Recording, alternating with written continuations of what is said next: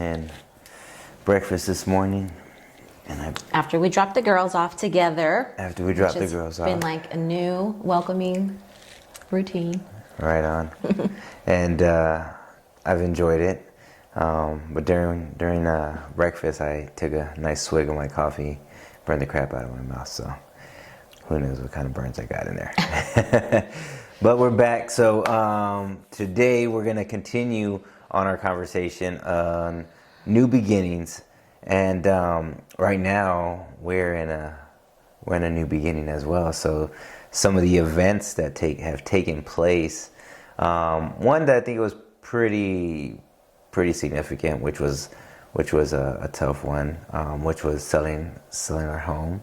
Yeah, right? Selling the house. And if you guys follow me on Instagram, you kind of saw a little bit of that journey, and I shared a little bit there about the whole process. Not too much in detail, but just what we went through, how quickly it happened was one of the big things, and right. Moving a family of 9 was a lot. Yeah. It was a lot. I didn't think that it was going to take as much out of me as it did. And thankfully, I was in a place where I could step back and really just like embrace that role of getting us all, packed and moved. Right. And then unpacked. Right. So one thing that I don't know if I've shared on socials is that we lost about 1,000 square feet. Yeah. Which made it very challenging. Yeah. But one thing that I learned in that whole process is that, yes, I missed this extra storage space that we had, but how much we hang on to, right? Yeah. How much stuff that we had. So much stuff. We didn't even bring, 80% of the kids' toys did not make it to the new place. And we didn't even need all of it. And that's the thing that, I realized is that, we had a, wonderful home, a lot of space, but with all that extra space allowed us to accumulate more stuff. And because we were looking for things to fill those spaces, and we did, and it worked, but, I'm the kind of person that's like, all right, there's going to be a time where we have to let some things go, and not everything can come with us, and I'm okay with it. It's not the same for everybody, but totally. If you know my husband, and my mom makes fun all the time because my mom, we'll let her pick through things that we're going to donate, and if she wants them before we actually donate them, and she's like, let me hurry up and get over there, because if I wait too long, I know Carlos is gonna give it away. Yeah. So true. Like, he has zero attachment, pretty much. And me, and this is probably just in relationships, you're one or the other, right? You're the person that hangs on to things, or you're the person that has no attachment, right? And so that makes me the person that hangs on to things. And I just think, just thinking back, I grew up in the same house, didn't move a lot. Yeah. We had a lot of attachments to things, and just Yeah. And so it makes it difficult a little bit. Yeah, and for us it was for me it was the opposite, to where we moved around. We had, we had to let go of things, and one thing that I learned a long time ago was that, attachments bring suffering. And it's so true, because a lot of times we hold on to things, and you ever see that one, I think it's a meme, or where someone's holding on and it's like a tightrope and they're bleeding, and all they have to do is let go. That way, and it'll stop the pain. So, and I think it's true. There's some things that are worth holding on to, and there's some things that which are most things that should be let go, because material things can always be replaced. Right. And funny story just on that, and I learned this as a kid. I remember one time, and pretty tragic story, but everything worked out. But Frankie, my brother, he was riding a bike in an alley, right, with one of our friends. He's riding the bike through the alley. He's about, I think, how old is Frankie? He's probably like 9-10 years old. He comes out the alley, runs right into a van, he's wearing my favorite shirt. And so Frankie was injured pretty bad. He was in the hospital, and I remember, they're like, we gotta cut his shirt off and all this. I was like, oh, that's my favorite shirt. They're like, don't worry about it, mijo. We'll get you another one. Did they ever? It didn't matter. Like, it didn't matter. My brother's alive. My brother's alive. Thank God. But that to me is like, I was a child, and I learned, like, you don't have to be attached to these things. You can get more, and it's true, because there's more important things in life. Now, coming back to where we're at, we're in this new beginning, and I've gotten a lot of questions on, why the move, why the sell, and and there's a purpose for everything. And for me, my new beginning has come by letting go of something that I was attached to for a very long time, and it was the career that I had at my previous company.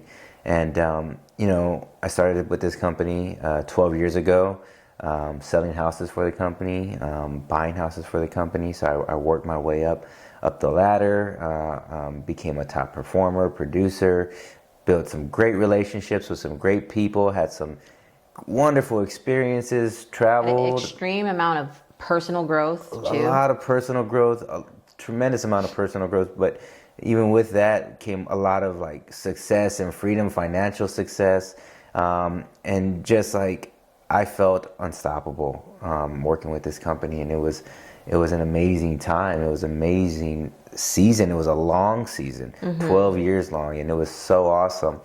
And I'm so grateful for the experience, because I was able to grow into not only a professional, but I was also able to grow into a leader and learn about building teams, running business, and seeing things scale at a high level. And it was awesome. And recently, over the You're past, able to grow other leaders as well. yeah, I was able to grow other leaders and put them in positions of leadership. So it was so great to go through this experience, and it allowed me to tap into my own creativity and seeing how to do things, outside the box as well. So again, I'm grateful for it and everything. And but change started to come, and with the company's growth and scale came more need for change, and those changes, weren't allowing me the same freedoms that I had before.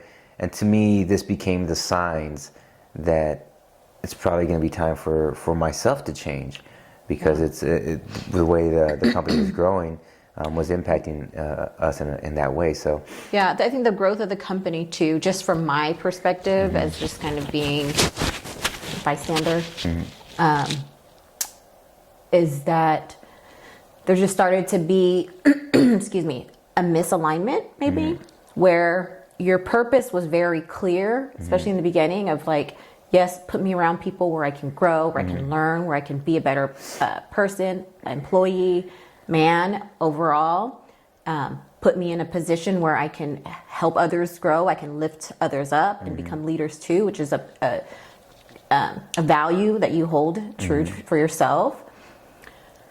To the growth of the company, and then it started becoming more, your drive was just different. Like me not even having to know, like I knew all these things were happening with the growth of the company and the change, and with my background in communicating change, just knowing like, okay, well, I know that these are things that start happening. That misalignment happens, right? When your values and the values of the companies that you work for, they're no longer in harmony. And that doesn't mean there's bad blood. It just means that there's something there. And when, like you said, we suffer when we continue to hold on to something where it's time. Like God is asking you to shift. You're holding on to something that is familiar, that is comfortable, that even if your position changed a little bit, but nothing else was really changing in a way where you could see or feel the growth. Yeah, so that's what I started to feel. Is like, okay, there's something here. God's talking to me.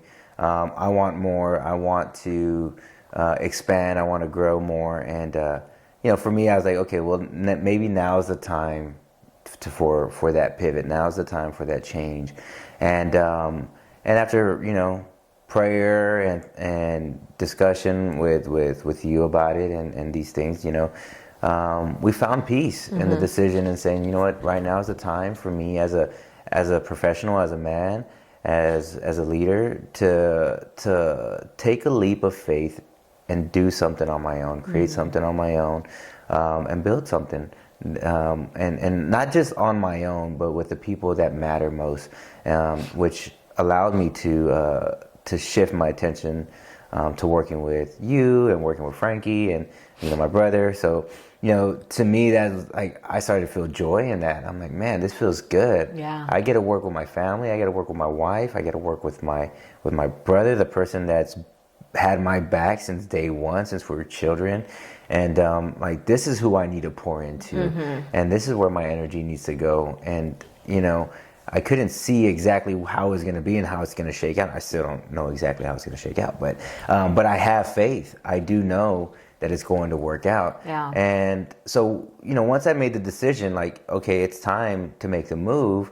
I had to And mind you, this decision happened in tandem with the decision to sell our house. So I'm thinking like, okay, God, this is really like, what I know from what I've studied in transition and how I've just gotten really familiar with the process of how transitions work. Right. Being able to watch it happen and watch it unfold for you, because like I said, it wasn't just a change. Yes, your position changed in your company, but there weren't anything major happening. You were still in familiar territory. You were still, comfortable in a way, in a sense, although there was resistance or some sort of resistance there, which is a sign, right? Which is a sign that something new probably needs to happen. A new choice needs to be made. And then so when you decide, it's like, okay, we're putting our house on the market tonight. And I remember, like yesterday, we're laying in bed and it's like, something, maybe a meeting didn't go right or something, I don't know, but you're having more days where you're coming home not feeling yourself. Yeah.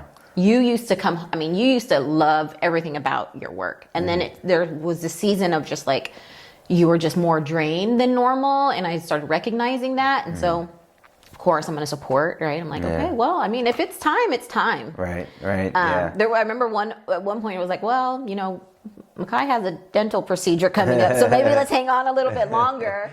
That's the mom in me. But we like you said, we prayed on it, and then being able to be at peace with that decision let us know that it was from God. Right on. And the thing about it is, I realized that there's two things. The first thing is you have to let go to grow. Right? Yeah. If you want more, you want to grow more beyond, wherever you're at, then let go of what you're holding on to. Right. And then you have to take the leap of faith.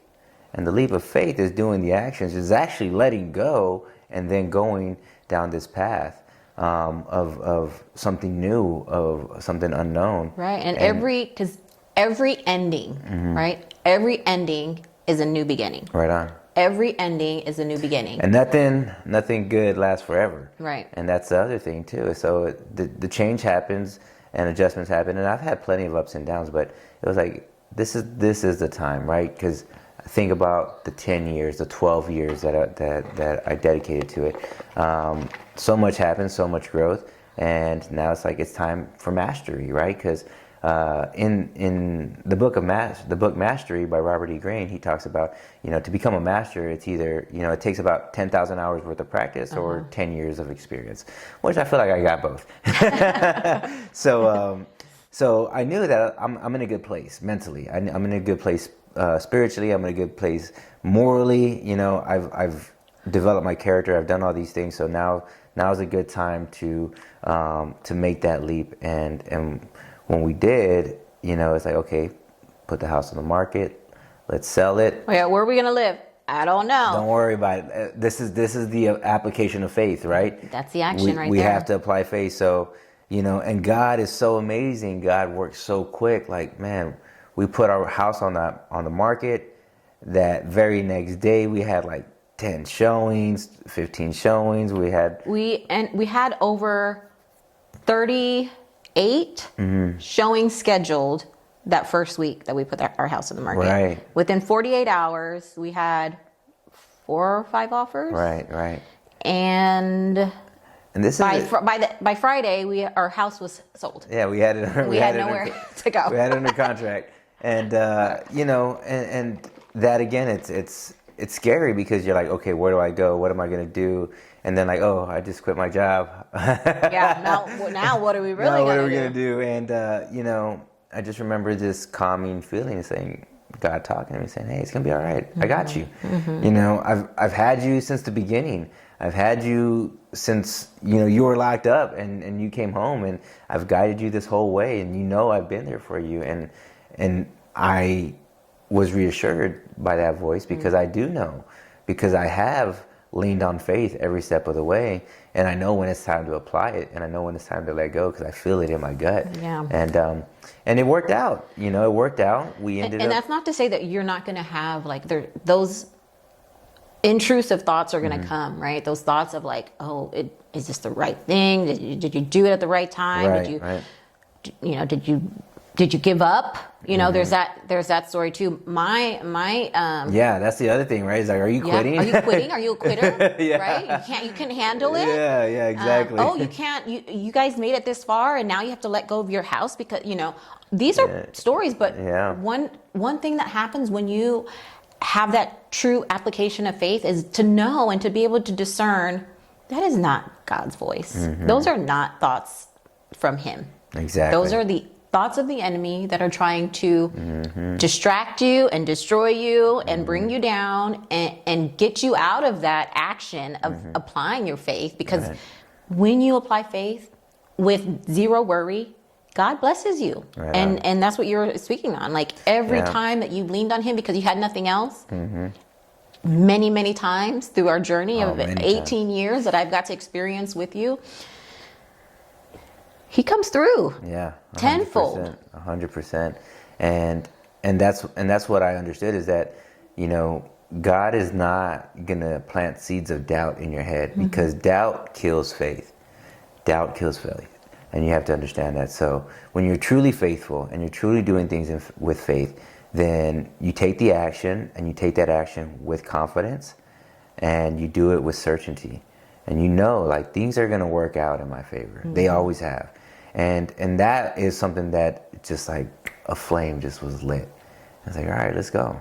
Let's do it. I've done this before. Right. I've been down this road before. And I know how it's gonna play out. Now it's not gonna be easy. Now there's nothing good comes easy, but it's gonna be worth it, right? And through that process and the outcome so far, and where us applying faith has worked in our favor is 1, our house sold quick.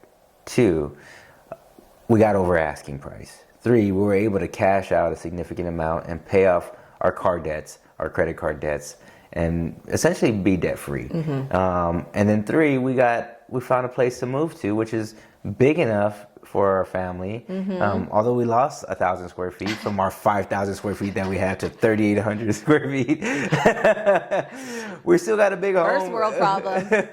Yeah, we still have. There's plenty of space for us to create this, which was not in the plans. We have our own studio in our home to be able to create and be creative, which is something that's a value that we both mutually share.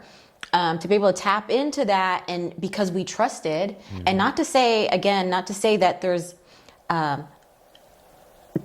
there's no discomfort. Yeah, right? Discomfort is there's definitely. so much uncertainty now. It's like, okay, what we do know is that we've got to be consistent. We've got to first and foremost bring God into the center and lean on Him 100% every day. Right, every day.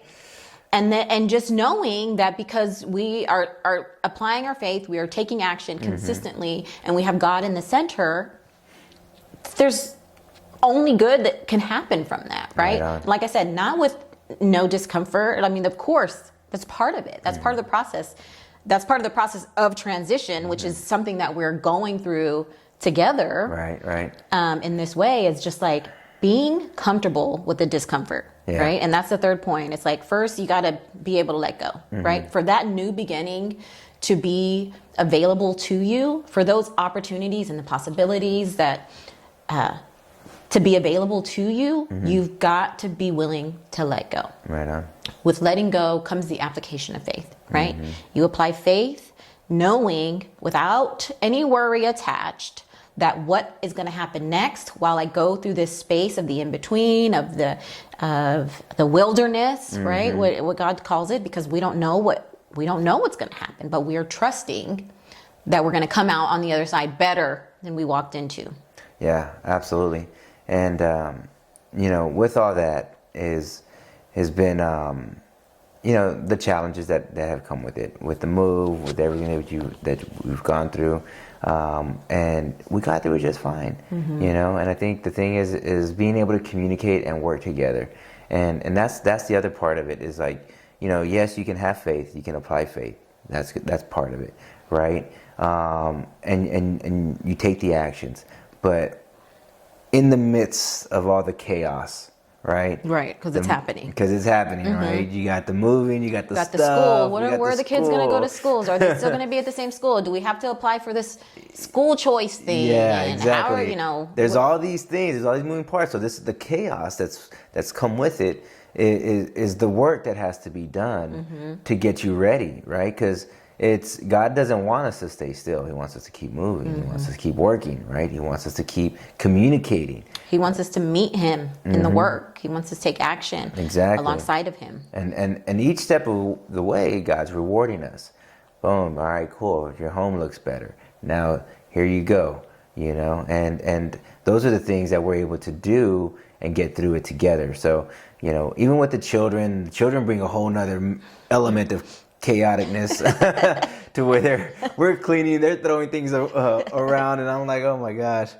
And I'm looking at you, and you're I love it, kind of, because there's just a part of me that's just like, oh, welcome to my world. Like, he gets to not 7:30 a.m. Bye, honey, I'm off to work, and we not see him until 7 p.m. sometimes.